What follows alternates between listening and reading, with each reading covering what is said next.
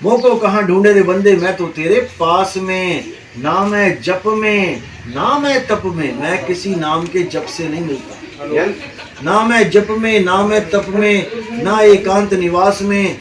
खोजी होए तुरंत मिल जाऊं, एक पल की तलाश में। कहे कबीर सुनो भाई साधो, मैं तो हूँ विश्वास में। तुम्हें गुरु पे विश्वास करके उस सार शब्द को बूझना पड़ेगा, जानना पड़ेगा सार शब्द है क्या। सार शब्द लेने और देने की चीज नहीं है कि मैं गुरुजी से सार शब्द ले आया। भाई सार शब्द तुम्हारे पास पहले से ही है। सार शब्द तुम्हारे पास पहले से ही है, बिना सार शब्द के तुम हिल भी नहीं सकते। तुम्हारे निज स्वरूप को सार शब्द कहते हैं, तुम्हारे आत्म स्वरूप को सार शब्द कहते हैं।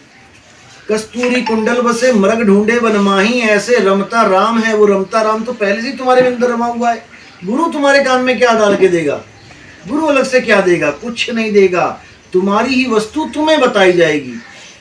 जो वस्तु तुम्हारे पास है कस्तूरी कुंडल में है। कस्तूरी किसके पास है? हिरण के पास है, लेकिन उसे ज्ञान नहीं है, अपनी वस्तु का ज्ञान नहीं है, इसलिए भटक रहा है। भटकते भटकते मर जाएगा। इसी प्रकार तुम्हारे पास सार शब्द है, तुम्हारे पास जाप शब्द भी है, तुम्हारे पास अजप्पा शब्द भी है, तुम्हारे पास अनहद शब्द भी है। चारों शब्द है तुम्हारे पास। क्या तुम्हारे पास जाप नहीं है? दुनिया भर के नाम जप देते हो तुम, राम राम राम, कृष्ण कृष्ण, हनुमान, जय कबीर, सारे जाप है तुम्हारे पास। क्या तुम्हारे पास अजपा शब्द नहीं है? देखो सांस चल रही है ना, है तुम्हारे पास शब्द। तुम्हारे पास अनंत नहीं है, कानों में उंगलियां डालो, सुनो जितना मर्जी, तुम्हारे पास ही है। और सार शब्द भी तुम्हारे पास है, लेकिन तुम्हें पता ही नहीं है मैं जुड़ू किससे। अब क्या कह रहे हैं साहिब जी? कहते जो नर पड़े बावन के फेरा, सो न जानो काल के चेहरा। जो 52 अक्षरी नाम देके कह दे कि बेटा ये नाम सारी उम्र तक जपते रहो, वही काल का दूत है। कोई अलग से थोड़ी नहीं आएगा कि उसके सिर के ऊपर सींग होंगे, नहीं। वो तुम्हारी हमारी तरह ही दिखाई देगा और गुरु दिखाई देगा। गुरु बने बैठे होंगे, लेकिन तुम्हें 52 अक्षरों से जोड़ देगा। तो साहिब कहते हैं 52 के जंजाल में फंस गया ये संसार, सिमरन 52 का करे कैसे लागे पार। परमात्मा का सिमरन करना था, परमात्मा का जाप करने लग गए। सिमरन और जाप में जमीन आसमान का अंतर है। सिमरन के लिए बोला कि कलयुग में एक नाम आधारा, सिमर सिमर नर उतरो पारा। सिमरन करके ही नर पार हो सकता है, लेकिन जाप करके नहीं। लोगों को पता ही नहीं है, गुरुओं को नहीं पता कि सिमरन और जाप में फर्क क्या होता है। सिमरन का मतलब होता है याद करना। जैसे पंजाबी भाषा में कहते हैं सिमरन, कहां से आया ये?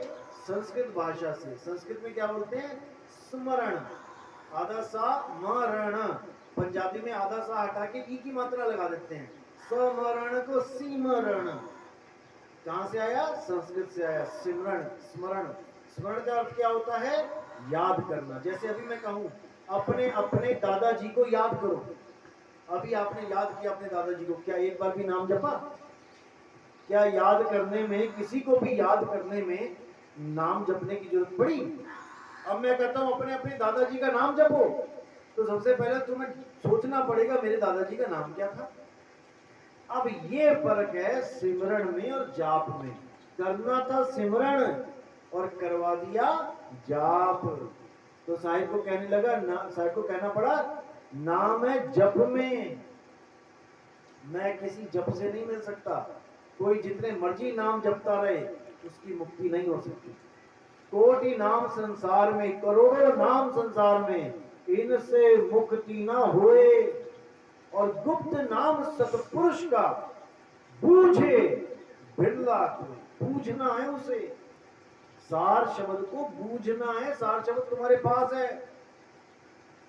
मोको कहां ढूंढे रे बंदे, मैं तो तेरे पास में, मैं तुम्हारे पास में हूं। लेकिन तुम मुझे ढूंढने की बजाय तुम गुरु जी से कान में सार शब्द ले रहे हो, कैसे मिलेगा? तो कबीर सागर की पहली लाइन है, सत्य नाम है सार, बूझो संत विवेक करी, उतरो भव जल पार, सतगुरु का उपदेश ये। यहां पर भी बूझने को बोला है कि बूझो कि सार शब्द क्या है, क्योंकि सारे शब्द तुम्हारे पास हैं। एक राम दशरथ का बेटा, एक राम गढ़गढ़ में बैठा, एक राम का सगल पसारा, एक राम तीनों से न्यारा, वो चारों राम तुम्हारे पास है। एक भी राम तुमसे अलग नहीं है। एक राम दशरथ का बेटा कौन? ये काया। दशरथ के बेटे को हम क्या करते हैं? देखते हैं धनुष बाण उठा के घूम रहे हैं। क्या देखा हमने वहां पे? काया देखी। काया देख के पहचान लिया, हाँ ये राम जी हैं, हाँ ये कृष्ण जी हैं, हाँ ये शंकर जी हैं। क्या देख के पहचाना? शरीर। एक राम दशरथ का बेटा ये बैठा है शरीर, इसी को देख के पहचानते हैं। ये विनोद है, ये प्रमोद है, ये अविनाश है, ये वो है। क्या देखा? पहला राम देखा। एक राम दशरथ का बेटा, एक राम गढ़गढ़ में बैठा। वो कौन सा राम है? वो जीव राम है। इस काया के अंदर एक जीव बैठा है जो अंत समय में काया को छोड़ के चला जाएगा। दूसरा राम कहाँ है? तुम्हारे ही पास है। दूसरा राम भी तुम्हारे पास है। और तीसरा राम, एक राम का सगल पसारा, वो कौन है? वो निरंजन राम है। मन का पसारा है। ये सारी कायनात मन का पसारा है। तुम्हारा घर, तुम्हारा परिवार, तुम्हारी नौकरी, तुम्हारे बीवी बच्चे, तुम्हारा मकान दुकान किसका पसारा है? सब मन का पसारा है। जिस दिन बैरागी होगे सब छोड़ के एकदम आ जाओगे चोले में। तो किसका पसारा था? एक राम का सगल पसारा। कौन सा राम? मन राम। वो कहाँ है? तुम्हारे पास है। कितने राम हो गए तुम्हारे पास? 3 राम। अब चौथा राम वो कौन है? वो है तुम्हारा निज स्वरूप, तुम्हारा आत्म स्वरूप, जिसको सार शब्द कहते हैं, जिसको परमपिता परमात्मा कहते हैं। वो है तुम्हारा असली स्वरूप। वो भी तुम्हारे ही पास है। वो कोई अलग नहीं है, वो भी तुम्हारे ही पास है। उसी के लिए बोला 3 गुणों की भक्ति में भूल पड़ा संसार, कहें कबीर निज नाम बिन कैसे लागे पार।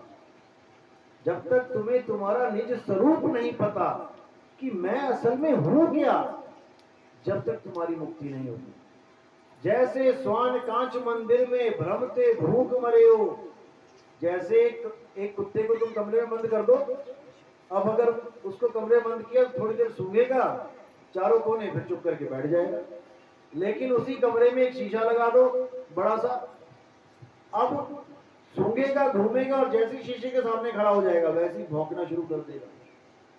जैसे स्वान यानी कुत्ता कांच मंदिर में कांच के आगे खड़ा होके भ्रमते भूख मर्यो, यानी भ्रमित होके भ्रम जाता है कि मेरे इस कमरे में एक और कुत्ता आ गया, अब तो झगड़ा होगा, अब तो लड़ाई होगी। भौंक भौंक के अकेला ही भौंकता भौंकता मर जाता है। वही हाल हमारा हो चुका है। क्यों? अपने निज स्वरूप को नहीं जानते और इस काया को अपना स्वरूप मान के बैठ गए। मैं गोरा हूं, मैं काला हूं, मैं लंबा हूं, मैं छोटा हूं, मेरा गुरु वो है, तेरा गुरु वो है। क्या देख रहे हो? मेरा गुरु वो है, काया देख रहे हो। तेरा गुरु वो है, काया देख रहे हो। काया तो गुरु होती नहीं है। काया तो पहला राम है जो तुमने देख लिया कि ये मेरा गुरु, ये तेरा गुरु। पहले राम में अटक गए, चौथे राम तक पहुंचना है भाई। अभी तो पहले कोई पार नहीं कर पा रहे हैं, तेरा मेरा में लगे हुए हैं। तो साहिब क्या कह रहे हैं? गुरु एक है और वो सबका गुरु है। वो अलग अलग नहीं है कि तुम्हारा और मेरा गुरु। उसको शब्द गुरु कहते हैं, जो सबका गुरु है। उसी को बोला शब्द गुरु सुरत धुन चेला, मिले परस्पर भया अकेला। ना कोई गुरु ना कोई चेला, तो उड़ जा हंस अकेला। जो तुम्हारा असली स्वरूप है वही तुम्हारा गुरु है। और जो तुम्हारी अवस्था है जीव अवस्था सुरत, वो तुम्हारा शिष्य रूप है।